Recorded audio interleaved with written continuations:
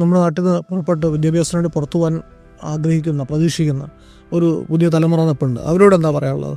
അവരോട് പുറത്തേക്ക് പോകണമെന്ന് തന്നെ പറയും. 2 കാരണം കൊണ്ട്. ഒന്ന്, നിങ്ങൾ ഏതായാലും ഇപ്പം ഒരു 10-18 വയസ്സ് വരെ അല്ലെങ്കിൽ 20 വയസ്സ് വരെ കേരളത്തിൽ ജീവിച്ചു. ഇനി ഒരു നാടും കൂടെ കാണാൻ കഴിയുക. 2, കഴിവതും ഇൻറ്റഗ്രേറ്റ് ചെയ്യാൻ നോക്കുക. പലപ്പോഴും നമ്മൾ ഗെറ്റോവൈസ് ചെയ്യും.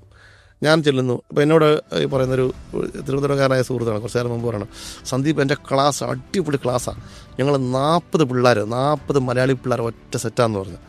എടാ 40 മലയാളി പിള്ളേർ ഒറ്റ സെറ്റാണെങ്കിൽ നീ തിരുവനന്തപുരത്ത് പഠിച്ചാൽ പോരെ? ഈ പറഞ്ഞ ലണ്ടനിൽ വന്നിട്ട് പഠിക്കേണ്ട കാര്യമില്ലല്ലോ.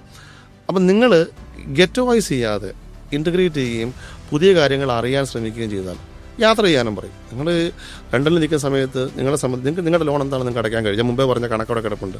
നിങ്ങൾ ഈ പറയുന്ന പറ്റിയാൽ ആഴ്ചയിൽ ഒരിക്കൽ ആംസ്റ്റർഡാമിലേക്കും ഒന്ന് പാരീസിലേക്കും ഒന്ന് ബൾഗേറിയയിലേക്കും സോഫിയയിലേക്കും എഡിൻബറയിലേക്കും ഒക്കെ യാത്ര ചെയ്യുകയും എക്സ്പോഷർ ഉണ്ടാക്കാനും പറ്റുന്ന ഏറ്റവും നല്ല അവസരമാണ് അത്. അങ്ങനെ മാത്രമേ നമുക്കൊരു ഗ്രോത്ത് ഉണ്ടാകത്തുള്ളൂ. അപ്പോൾ ആരെയും ഞാൻ നിരുത്സാഹപ്പെടുത്തുന്നത് മാത്രമല്ല, ആളുകൾ UK വരിക തന്നെ വേണം.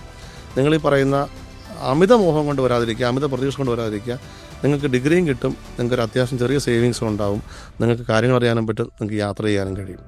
UK പൊളിറ്റിക്സിൻ്റെ മേലാണ് ഇക്കണോമിക്സ് നിൽക്കുന്നത്. ഇപ്പോൾ തൽക്കാലം ഒരു പൊളിറ്റിക്കൽ ക്ലൈമറ്റിനകത്ത് ഹോസ്റ്റലിട്ടുന്നതാണ്. ആളുകൾ വരുന്നു, പിന്നെ ഹൗസിങ് പ്രശ്നമാണ്. ഇപ്പോൾ എൻ്റെ നഗരത്തിലെ ഡെമോഗ്രഫി മാറുന്നത്. ഇപ്പോൾ പെരുമ്പാവൂർ പോലെ എടുക്കാതെ, പെരുമ്പാവൂർ ഈ പറയുന്ന പോലെ അല്ലെങ്കിൽ പായിപ്പാട് പെരുമ്പാവൂർ എന്നൊക്കെ പറഞ്ഞാൽ ഡെമോഗ്രഫി മാറുമ്പോൾ ഉണ്ടാകുന്നൊരു ചെറിയ ഹോസ്റ്റലിറ്റി ഉണ്ടാകും. ആ ഹോസ്റ്റലിറ്റി നിലനിൽക്കുമ്പോൾ പോലും മൈഗ്രൻ്റ് വരാതെ അവിടുത്തെ തൊഴിലിടങ്ങൾ ഓടില്ല. ഇപ്പോൾ ബാബുവിന് ഒരു റെസ്റ്റോറൻറ്റ് തുടങ്ങണോ, ഒരു സൂപ്പർ മാർക്കറ്റ് വേണം, ഒരു കെയർ ഹോം വേണം, ഡെഫിനറ്റായിട്ടും മൈഗ്രൻ്റ് വർക്കർ ഉണ്ടായേ കഴിയൂ.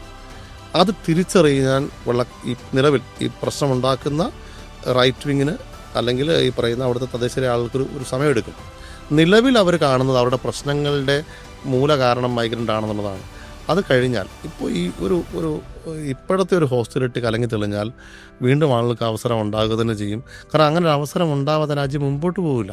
നമുക്ക് തേങ്ങ ഇടാൻ ആളില്ലാതെ കേരളത്തിൽ ഒന്നും ചെയ്യാൻ കഴിയില്ലല്ലോ. നമുക്ക് കടയിൽ നിൽക്കാൻ ആൾ വേണം, തേങ്ങ ഇടാൻ ആൾ വേണം, നമുക്ക് പണിക്ക് ആൾ വേണം.